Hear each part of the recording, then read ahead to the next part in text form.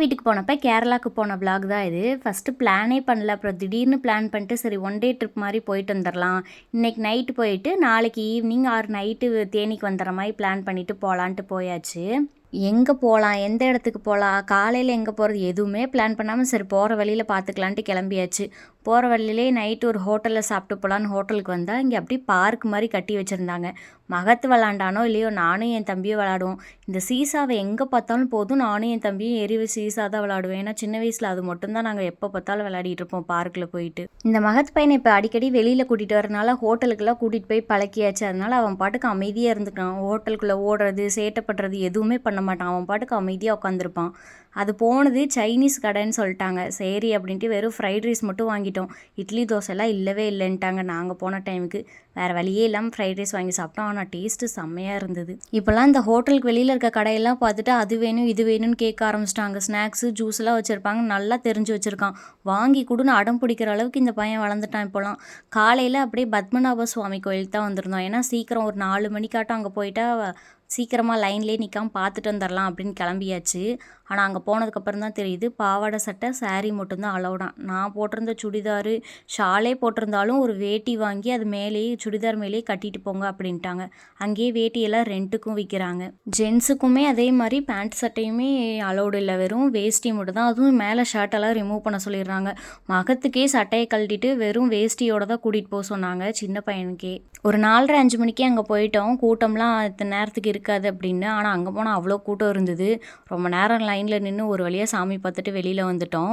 ஒரு சின்ன ஹோட்டலுக்கு போனோம். அங்கே போனால் இட்லி தோசைலாம் எதுவுமே இல்லைன்ட்டாங்க. சரி பரவாயில்லன்னு ஒரு புட்டை மட்டும் வாங்கிட்டு மகத்துக்கும் அப்படியே புட்டே ஊட்டிட்டோம். அவனும் சாப்பிட்டுட்டான் நல்லா. சரி அடுத்து எங்கே போகலான்னு அங்கேயே ஒரு பிளான் போட்டு அவ்வளோதான் பஸ் ஏறியாச்சு. பஸ்ஸில் ஏறணுன்னு இந்த பையன் தூங்குவான்னு நினச்சா அவன் பாட்டுக்கு ஜாலியாக வேடிக்கை பார்த்துட்டு வரான். நைட்டு ஃபுல்லாக தூங்கலை, வேடிக்கை பார்த்துட்டே வந்தான். காலையிலையாவது தூங்குவான்னு பார்த்தா அப்பயும் தூங்கலை, வேடிக்கை பார்த்துட்டே வந்தான். போட்டிங் போகலான்னு பிளான் பண்ணியாச்சு. அப்புறம் எங்கே போகிறதுன்னு தெரில. அப்புறம் பார்த்தா பூவாறு பிளேஸ் நல்லா இருந்ததுன்னு இந்த யூடியூப்பில் நிறைய ரீல்ஸ் வந்தது. அதை பார்த்துட்டு பூவாறு பிளேஸுன்னு வந்தாச்சு. இங்கே வந்து பார்த்தா போட் இருக்குது. ஆனால் போட்டிங் போகிற மாதிரியே தெரியல, யாருமே இல்லை. நாங்கள் மட்டும் தான் வெயிட் பண்ணுறோம். ஆனால் வெயிட் பண்ணுற பிளேஸ் எல்லாம் இங்கே கட்டி வச்சுருக்காங்க. இது போட்டிங் போகிறது தானா, இது என்ன இடம்னு தெரியல. அப்படியே ஒரு டவுட்லேயே அங்கே நின்றுட்டு இருந்தேன். நானும் சுற்றி சுற்றி பார்க்குறேன், யாருமே போட்டிங் போன மாதிரியும் தெரில, போனவங்க ரிட்டன் வந்த மாதிரியும் இல்லை. வெறும் போட்டு மட்டும்தான் நிற்கிது, அவங்க மட்டும்தான் எடுத்துகிட்டு போயிட்டுருக்காங்க. ஆனால் இங்கே ஒரு நிறைய பேர் அங்கே வெயிட்டிங் பிளேஸில் இருக்கிறாங்க. இது போட்டிங் போகிற ஏரியாவா, இது கரெக்டாக தான் வந்திருக்கோமா அப்படின்னு யோசிச்சுட்டு இருந்தா அப்புறம் தான் பார்த்தா தப்பாக வந்திருக்கோம். அப்புறம் மறுபடியும் கரெக்டான பிளேஸை கண்டுபிடிச்சி ஒரு வழியாக போட்டிங் போகிறதுக்கு வந்தாச்சு. இங்கே வந்து பார்த்ததும் தான் நிம்மதியாக இருந்துச்சு. ஆஹா எல்லோரும் போட்டிங் போகிறாங்க, எல்லோரும் ஏற்றிட்டு போகிறாங்க இறங்குறாங்க, கரெக்டான பிளேஸுக்கு தான் இப்போயாவது வந்திருக்கோன்னு நினச்சி சந்தோஷப்பட்டு அங்கேயே வெயிட் பண்ணிகிட்டு இருந்தோம். எனக்கு இந்த போட்டிங் போகிறது மட்டும் எப்போ போனாலும் ஃபஸ்ட் டைம் போகிற மாதிரி ஒரே எக்ஸைட்மெண்ட்டாக இருக்கும். அது ஏனே தெரியாது. இதுக்கு முன்னாடி கொடைக்கானல் ஊட்டி எல்லாத்துலேயும் தான் போயிருக்கேன். இருந்தாலும் எப்போ போட்டிங் வந்தாலும் புதுசாக போகிற மாதிரியே ஒரு புது ஃபீல் இருக்கும். அது ஏனே தெரியாது. 1 மணி நேரம் வெயிட் பண்ணியிருப்பேன். ஆனால் கொஞ்சம் கூட சலிக்கவே இல்லை. இந்த தண்ணி போட்டையும் பார்த்துக்கிட்டு அப்படியே ஜாலியாக இருந்துச்சு எனக்கு. அங்கே வெயிட் பண்ணுற இடத்துல பார்த்தா குட்டி செடி தான், ஆனால் இதில் 2 பலாப்பழம் தொங்குது. இங்கே கேரளாவில் மோஸ்ட்லி எல்லார் வீட்லேயுமே பலாப்பழம் மாமரம் 2மே வச்சுருக்காங்க. அது எப்படின்னே தெரில, எல்லார் வீட்லேயுமே இருக்குது. இந்த செடியுமே ரொம்ப ஹைட்டெல்லாம் இல்லை, குட்டி செடி தான் இருக்குது. ஆனால் இதில் அழகாக 2 பழம் தொங்கி இருந்தது. என் தம்பி இந்த கேரளா ஃபுல்லாக மகத்தை வச்சுக்கிட்டு சுற்றி சுற்றி ஃபோட்டோ எடுத்துகிட்டு இருந்தான். ஆனால் எப்போ எடுத்தாலும் இந்த ஒரு போஸ் தான். அவனை தூக்கிட்டு இப்படி நிற்பான். ஆனால் பேக்ரவுண்ட் மட்டும்தான் மாறி இருக்கும். எங்கே போனாலும் இந்த ஒரே போஸே கொடுத்துட்டு இருந்தாங்க. எனக்கு கடுப்பாயிடுச்சு, வேறு போஸ் கொடுங்கடானா கேட்கவே இல்லை. ஒரு வழியாக போட்டில் ஏறி உக்காந்ததுக்கப்புறம் தான் அப்பாடான் இருந்தது. இங்கேயே உட்காந்துட்டு போட்டை பார்த்துட்டே இருக்க தேவையில்ல, அவ்வளோதான் இன்னும் போட்டிங் போகிறோம் அப்படின்னு செம்ம ஜாலியாகிட்டேன் நான். அங்கே போட்டில் முன்னாடி ஏறி உட்காரலான்னு சொன்னாங்க. அவ்வளோதான், சொன்னதும் போதும் ஏறி உக்காந்தாச்சு. செம்மையாக இருந்ததுங்க. அது முன்னாடி உட்காந்துக்கிட்டு அப்படியே போட்டில் போகிறது எனக்கு ரொம்ப பிடிச்சிருந்தது. மகத்தை கண்டுக்கவே இல்லை. அம்மா வீட்டுக்கு வந்தால் நம்ம எப்படி தான் பிள்ளைய மறந்து போகிறோம்னே தெரியாது. போட்டில் ஏறினது மட்டும் தான் ஞாபகம் இருக்குது. அவன் எங்கே போனான் எப்படி ஏறினா எதையுமே கண்டுக்கலை. எங்கள் அம்மா பார்த்துப்பாங்க அப்படின்ட்டு விட்டுட்டேன் நானும். இந்த போட்டில் ஏறி உட்காந்து இந்த முன்னாடி தண்ணி பார்க்குற ஃபீல் இருக்குதே அப்பா, எனக்கு ரொம்ப ரொம்ப பிடிக்கும். இந்த தண்ணி பார்த்துக்கிட்டே போகிறதே எனக்கு அவ்வளோ மனசுக்கு ஒரு அமைதியாக இருக்கும். அதை எப்படி சொல்கிறதுனே தெரில, செம்ம ஃபீலாக இருக்கும் அது. போட்டில் ஏறினதுலேருந்து என் மூஞ்சி இப்படி தான் இருந்தது. சிரிச்சிட்டு கதை பேசிட்டு நான் பாட்டுக்கு ஜாலியாக வந்தேன். ரொம்ப நாள் ஆச்சு டூர் போயெல்லாம் இந்த மாதிரி சிரிச்சிட்டு ஒரு ஜாலியாக போட்டிங் போய் ரொம்ப நாள் ஆச்சா. அதனால் என்ன அறியாமலேயே நான் ரொம்ப சந்தோஷமாக இருந்தேன் போட்டிங் போகிறப்ப. ரொம்ப நேரம் கழிச்சு எங்கடா பையனை காணோம் மகத்தே அப்படின்னு அப்படின்னு சொல்லிட்டு எந்திரிச்சு எட்டி பார்த்தான். சரி பையன் சேஃபாக தான் இருக்கான் அம்மா கிட்ட அப்படின்னு நானும் திரும்ப ஜாலியாயிட்டேன். நிறைய பேர் இந்த வீடியோ ஷார்ட்ஸ் போட்டப்ப மகத்துக்கு வந்து லைஃப் ஜாக்கெட் போடலை, இது ஒரு சேஃபே இல்லை அப்படிலாம் சொல்லிட்டு இருந்தீங்க. மகத்து போட்டில் ஏறினதுலேருந்தே அவர் ரொம்ப ஸ்லோவாக தான் ஓட்டிகிட்டு இருந்தார். அதுவும் இல்லாமல் ஒருத்தர் மாற்றி ஒருத்தர் கையிலே வச்சுருந்தோம். அதனால லைஃப் ஜாக்கெட் தேவையில்லை. நான் தான் ஜாலியாக என்ஜாய் பண்ணிட்டு இருந்தேன்னு பார்த்தா மகத்தி என்னை விட செம்ம ஜாலியாக இருந்தான். நான் அதுக்கப்புறம் தான் மகத்தையே நோட்டீஸ் பண்ணேன். அதுவும் போட்டிங் போய்க்கிட்டே இருக்குதுங்க. நான் கூட ஒரு அரை மணி நேரம் சுற்றிட்டு விட்டுருவாங்கன்னு நினச்சேன். ஆனால் இந்த மாதிரி அப்படியே மரங்களுக்குள்ளே அப்படியே காட்டுக்குள்ளே போகிற மாதிரி ரொம்ப தூரம் போயிட்டே இருந்தாங்க. எனக்கு அப்படியே மனசெல்லாம் குளு குளுன்னு ஆகிடுச்சு. இந்த கொடைக்கானல் லேக்கு, இந்த ஊட்டி லேக்லலாம் மேக்ஸிமம் ஹாஃப் அன் ஹவரில் திரும்ப கூட்டிகிட்டு வந்துடுவாங்க. நம்மளே பெடல் பண்ணாலும் அதுவும் டைமிங் தான் வச்சுருப்பாங்க, வாங்க வாங்கன்றவாங்க. ஆனால் இந்த போட்டிங் ரொம்ப நேரம் கூட்டிகிட்டு போனாங்கங்க. டைம் போனதே தெரில. அதுவும் இந்த மாதிரி அப்படியே மரம்லாம் ஆர்ச் மாதிரி வளைஞ்சிருந்தது. நானே ஏதோ காட்டுக்குள்ளே அப்படியே ரைடு போன மாதிரி இருந்தது. கொஞ்ச நேரம் தான் அந்த சீட்டில் உட்காந்துருந்தேன். அப்புறம் மறுபடியும் எந்திரிச்சு முன்னாடி உட்காந்துக்கிட்டேன். முன்னாடி உட்காந்து அப்படியே பார்த்துட்டு போகிறது தான் ரொம்ப சூப்பராக இருந்தது. அதனால நான் அங்கேயே உட்காந்துக்கிட்டேன் எந்திரிச்சு போய். இந்த மகத்து போட்டு ஃபுல்லாக ஓடிக்கிட்டே தான் இருந்தான். அங்கே இங்கேன்னு ஒவ்வொரு இடமா உட்காந்து ஜாலியாக என்ஜாய் பண்ணிட்டு வந்திருந்தான். நாங்கள் வீடியோ எடுக்க பார்த்தா எல்லோரும் ஹாய் சொல்லிக்கிட்டே போயிட்டு இருந்தாங்க. அங்கே வர போட் எல்லாருமே ஒவ்வொருத்தரும் ஒவ்வொரு வீடியோ எடுத்துகிட்டு இருந்தாங்க. எல்லோரும் ஹாய் சொல்லிக்கிட்டு அப்படியே ஜாலியாக இருந்தது. அவங்கள யாருன்னே தெரில. ஆனால் போகிற வர எல்லாருக்கும் ஹாய் சொல்லிகிட்டு இருந்தோம். அவங்களும் ஹாய் சொல்லிகிட்டு இருந்தாங்க.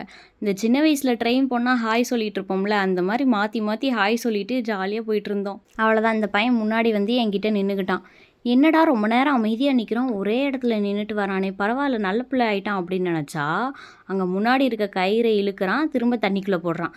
தண்ணிக்குள்ளேருந்து இழுக்கிறான், அந்த கயிறை எடுத்து தண்ணிக்குள்ளே போட்டுட்ருக்கான். இதே விளையாட்டாக விளையாடிட்டு வந்திருந்தான். அது போட்டோட கட்டியிருந்தாங்க. ஸோ கயிறு தனியாலாம் வராது. அங்கே இருந்த ஒரு பாதி கயிறு வந்து அப்படியே லூஸாக இருந்தது. அதனால் அந்த லூஸாக இருந்த கயிறு எடுத்து தண்ணிக்குள்ளே போட இழுக்க, தண்ணிக்குள்ளே போட இழுக்கன்னு அவன் பாட்டுக்கு ஜாலியாக விளையாடிட்டு வந்துட்டு இருந்தான். இந்த மரங்களுக்குள்ளெல்லாம் இருந்து வெளியே வரவுமே சரி அவ்வளோதான் போல், வெளியே விட்டுட்டு நிறுத்த போகிறாங்க, ரைடு முடிஞ்சிருச்சு போல் அப்படின்னு நினச்சேன்.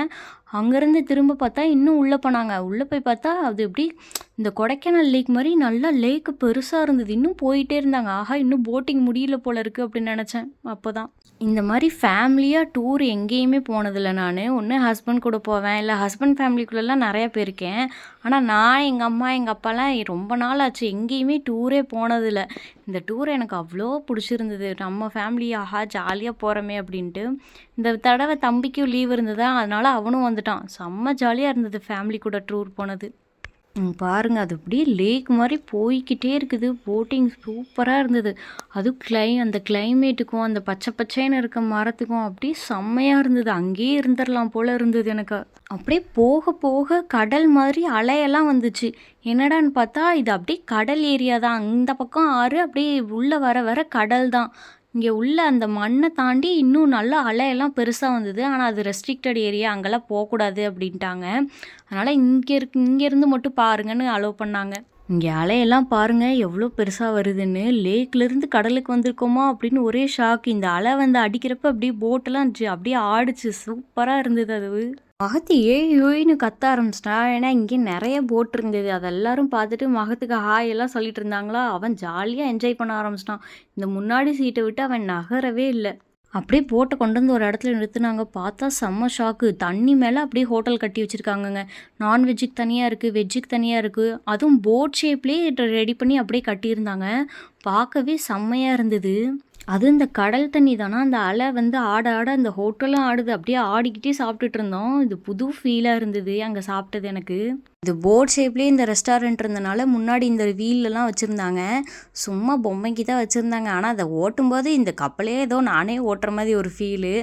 அதுவும் சும்மா பொம்மை கப்பல் தான். ஆனால் இதுவும் செமையாக இருந்துச்சு. அது ஓட்டுறப்ப அந்த கப்பலே நானே ஓட்டிகிட்டு போகிற மாதிரி. ஆனால் சாப்பாடு இது நான் எக்ஸ்பெக்டே பண்ணலைங்க. நான் எப்படியோ இருக்குன்னு நினச்சேன். ஆனால் செம்ம டேஸ்ட்டாக இருந்தது. இங்கே வந்து நம்ம தமிழ்நாட்டு சாப்பாடும் இருக்குது, கேரளா சாப்பாடும் இருக்குது. நம்ம எது வேணுமோ அதை ஆர்டர் பண்ணிக்கலாம். நான் வந்து நம்ம தமிழ்நாட்டு ரைஸே சொல்லிட்டேன். அந்த மண்ணுக்கு அந்த பக்கம் ஃபுல்லாக கடல் தான். அந்த இடம் வந்து ரெஸ்ட்ரிக்டட் ஏரியான்ட்டு அந்த பக்கம்லாம் கூட்டிகிட்டு போகல. ஆனால் அங்கேருந்தா மீனெல்லாம் பிடிச்சிட்டு வந்து இங்கே நான்வெஜ்ஜுக்கு செய்கிறாங்க போல். என்ன டைப் மீனுன்னே தெரிலங்க. ஆனால் அந்த மீன் குழம்பு செம்ம டேஸ்ட்டாக இருந்தது. அது எப்படி சொல்கிறதுனே தெரில. சாப்பாடு ஆனால் கொஞ்சம் கூட நான் இவ்வளோ நல்லா இருக்குன்னு எக்ஸ்பெக்டே பண்ணல. நல்லா வயிறு ஃபுல்லாக சாப்பிட்டு கிளம்பிட்டோம் அங்கேருந்து. அப்படியே ஹோட்டலுக்கு மாடியிலேயே அப்படியே சும்மா ஃபோட்டோ எடுக்கிறதுக்கு இல்லை வியூ பாயிண்ட் பார்க்குறதுக்கு அப்படின்னு இருந்தது. அங்கேயும் போய் அப்படியே ஒரு ஃபோட்டோ ஷூட்டை பண்ணலாம் அப்படின்ட்டு அங்கே போயாச்சு. ஃபேமிலியாக ஒரு ஃபோட்டோ நல்லதாக எடுக்கலாம் அப்படின்னு. ஆனால் இந்த மகத்தி இந்த தூணை கட்டி பிடிச்சிக்கிட்டு வரவே மாட்டேன்ட்டான். ஒரே ஒரு ஃபோட்டோ எடுக்கலாம் வாடானா வரவே மாட்டேன்ட்டான். அது என்னடா பிடிச்சிருக்குன்னா அதவே கட்டி பிடிச்சிக்கிட்டு அதவே சுற்றிட்டு அப்படியே விளையாடிட்டே இருந்தான் அவன். அங்கே உள்ள வரைக்கும்லாம் கூட்டிகிட்டு போகல. ஆனால் கொஞ்சம் லைட்டாக முன்னாடி போய் காட்டுறாங்க. ஆனால் இங்கேயே அலை சவுண்டு அவ்வளோ இதாக கேட்டுச்சு. அந்த அலை அடித்தது அந்த மண்ணை தாண்டி இந்த தண்ணி வரைக்கும் வருது அந்த அலை. அதனால தான் அங்கெல்லாம் வந்து அலோவ் பண்ணுறது இல்லை போல். பாருங்கள் எவ்வளோ பெருசாக அந்த அலை வருதுன்னு. அவங்க உள்ளெல்லாம் கூட்டிகிட்டு போகல. ஆனால் சும்மா முன்னாடி மட்டும் நின்று காமிச்சாங்க. அந்த பக்கம் இருந்து அலை வந்து அப்படியே இந்த தண்ணியோட கலக்குது. அங்கே நிற்கிறதுக்கே இடம் இருக்காது. அந்த மண் சும்மா கண்ணுக்கு தெரியுது. ஆனால் அந்த அலையெல்லாம் அடித்தா நம்மளே தள்ளி விட்டுரும் போல இருக்குது கடலுக்குள்ளே. அவ்வளோ பெருசாக அலை வந்தது. ஆனால் பார்க்க அழகாக இருந்தது. சும்மா ஒரு 5 நிமிஷம் மட்டும் அங்கே நின்று அதெல்லாம் காமிச்சிட்டு அப்படியே போட்டை திருப்பிட்டாங்க. எனக்கு அங்கேருந்து போகவே மனசில். போட்டை திருப்பினாலும் பின்னாடி போய் நின்றுட்டு சும்மா அதவே பார்த்துட்டு இருந்தேன் நான். சும்மா நார்மல் போட்டிங்காக தான் இருக்கும்னு நினச்சிட்டு வந்தேன். ஆனால் இதெல்லாம் பார்த்தோன்னே செம்ம குஷியாயிட்டேன். இப்படிலாம் இருக்குன்னு நான் எக்ஸ்பெக்டே பண்ணல. இனிமேல் நெக்ஸ்ட்டு கேரளா வரப்பெல்லாம் இந்த போட்டிங் கண்டிப்பாக ட்ரை பண்ணிட்டு தான் போவேன் வீட்டுக்கு. அப்படியே கொஞ்சம் தூரம் போட்டிங் வந்தால் இங்கேயே ஹோம் ஸ்டேவும் இருக்குது. வேணும்னா இங்கேயே ரூம் எடுத்து கூட தங்கலாம் போல். நெக்ஸ்ட் டைம் வந்து அதெல்லாம் ட்ரை பண்ணணும். ஃபேமிலிக்காகவும் பெரிய ஹோட்டல் மாதிரி வச்சுருக்காங்க. தனியாக இருக்கிறதுக்கும் சின்ன சின்னதாக வச்சுருந்தாங்க. இத்தனை ஹோம் ஸ்டே இருக்குதா, அவ்வளோ பெரிய போட்டிங் ஹவுஸ் ஆயிடுது அப்படின்னு அப்போ தான் எனக்கு தெரிஞ்சது. அப்போவே சொன்னேன்ல, இங்கே எல்லா வீட்லேயுமே மாமரம் பலாமரம், சில வீட்டில் எல்லார் வீட்லேயுமே வாழை மரமும் இருந்தது. ஆனால் கண்டிப்பாக எல்லார் வீட்லேயுமே மாமரம் பலாமரமும் இருக்குது. எப்படி தான் வச்சு மெயின்டைன் பண்ணுறாங்கன்னே தெரிலங்க. எல்லார் வீட்லேயும் இருக்குது. அதுவும் பெரிய பெரிய மரமாக இருக்குது. சரி ஈவினிங் எங்கேயாவது பீச் போகலாம் அப்படின்ட்டு அந்த கடலை பார்த்தோன்னே ஆசை வந்துருச்சு. வர்க்கலா போகலாமா அப்படின்னு கேட்டு அங்கே போகலான்னு சொன்னோன்னே ஒரே குஷியாயிடுச்சு எனக்கு. நான் ரொம்ப ஆசையோடு அங்கெல்லாம் போயிருந்தேன். அங்கே மேலேருந்து பார்க்கும்போதே அவ்வளோ அழகாக இருந்தது. எனக்கு பீச்னால் ரொம்ப பிடிக்கும். அதுவும் அந்த சூரிய ஒளி தண்ணியில் படுது பாருங்கள், அவ்வளோ அழகாக இருந்தது அதை பார்க்குறதுக்கு. ஆசையாக கீழே போனேன். ஆஹா ஈவினிங் டைமு பீச்சு ஜாலியாக என்ஜாய் பண்ணலான்னு. ஆனால் அங்கே போனதுக்கப்புறம் தான் தெரிஞ்சுது ஏதோ புயல் அபாயம் கொடுத்துருக்காங்கன்ட்டு யாரையுமே உள்ளே விடக்கூடாதுன்னு ஆர்டர் போட்டாங்க. அதனால் அங்கே சில பேர் நின்று விசில் அடிச்சுக்கிட்டே இருந்தாங்க. முன்னாடியே வலை போட்டாங்க இதுக்கு மேலே உள்ளே போகக்கூடாதுன்ட்டு. எனக்கு ரொம்ப சோகமாக போச்சு. அங்கே முன்னாடியே தண்ணி இப்படி கொஞ்சமாக இருந்தது. அதுலேயே குழந்தைங்க எல்லாம் விளையாடிட்டு இருந்தாங்க. எங்கள் அம்மா உட்கார வச்சுட்டு சரி பார்த்துக்கோங்கன்ட்டு சும்மாவாவது நடக்க போகலான்னு பார்த்தேன். ஆனால் ஒன்றுமே முடியலங்க. ஒரு ஃபோட்டோ எடுக்க உள்ளே போனாலே விசில் அடிச்சுட்டு வெளியே போன்ட்டாங்க. நல்ல வேலை மகத்து எப்படியோ தண்ணியில் ஜாலியாக விளையாடிட்டு இருந்தான். இவன் தான் இன்றைக்கி செம்ம ஹாப்பியாக இருந்தான். ஃபுல் ட்ராவலு செம்ம ஜாலியாக விளையாடிட்டு இருந்தான். எங்கேயாவது அழுது நச்சு பண்ணுவான்னு நினச்சேன். ஆனால் எதுவுமே பண்ணல. அவன் பாட்டுக்கு என்ஜாய் பண்ணிட்டு ஜாலியாக வந்துட்டு இருந்தான். அதுவும் இந்த தண்ணியில் இறங்குனதுலேருந்து பையன் முகத்தில் அவ்வளோ ஒரு சிரிப்பு. தண்ணியில் ஏற இறங்க தண்ணியில் ஏற இறங்க. ஏற்கனவே வீரபாண்டி போய் தண்ணியில் ஆட்டம் போட்டதெல்லாம் இன்னும் ஞாபகம் இருக்குது போல். அதே மாதிரியே அவ்வளோ ஜாலியாக என்ஜாய் பண்ணிட்டு இருந்தான். அவ்வளோதான் இவன் விளையாடிட்டு இருக்கப்பே ஒரு ஃபேமிலி வந்தாங்க. ஒரு பாப்பா வந்தோடனே செம்ம ஹாப்பி ஆகிட்டான். அவன் பாட்டுக்கு விளையாட ஆள் கிடச்சிச்சுன்னு தண்ணிக்குள்ளேயே நின்றுட்டு அந்த பாப்பா கூடயே விளையாடிட்டு இருந்தான். ஒரு பாப்பாவை பார்த்தாலே இவன் வெளியே வர மாட்டான். அவங்க என்னடானா இன்னொரு குழந்தையும் விளையாட தண்ணியில் இறக்கிட்டாங்க. அவ்வளோதான் அந்த ஃபேமிலியை விட்டு இவன் வரவே மாட்டேன்ட்டான். அவ்வளோ ஜாலியாக அவங்க கூடவே விளையாடிட்டு இருந்தான். அதுவும் அந்த குழந்தை கெக்க புக்கான்னு சிரிக்கிறதுக்கு இவனும் சேர்ந்து சிரிப்பு காட்டிகிட்டு இருந்தான் அந்த பாப்பா கூட சேர்ந்து.